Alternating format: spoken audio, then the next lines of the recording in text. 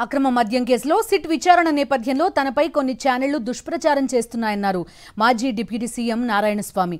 వదంతులను, అవాస్తవాలను నమ్మొద్దని కోరారు. సిట్ అధికారులకు సహకరించానని, వారు అడిగిన ప్రశ్నలకు సమాధానాలిచ్చానని నారాయణస్వామి వెల్లడించారు. తిరుపతి జిల్లా పుత్తూరులోని నారాయణస్వామి నివాసంలో సిట్ అధికారుల విచారణ ముగిసింది. ఏఎస్పీ నేతృత్వంలో నారాయణస్వామిని 7 గంటల పాటు విచారించారు. భవిష్యత్తులో అధికారులు మరోసారి విచారించినా సహకరిస్తానని స్పష్టం చేశారు నారాయణస్వామి. రావడం జరిగింది. వాళ్ళు నాకు సహకరించారు. నేను వాళ్ళు అడిగిన ప్రశ్నకి కూలుగా వాళ్ళు ఏమేమి అడిగినారో దానికి సమాధానం చెప్పినా, భవిష్యత్తులో కూడా వాళ్ళు మళ్లీ వచ్చి అడిగితే నేను సమాధానం చెప్తాను. ఈ వదంతులు అన్యాయంగా టీవీల్లో అసత్యాలు వదంతులు పలుకుతూ ఉన్నారు. ఈ అసత్యాల్ని ప్రజలు నమ్మొద్దండి.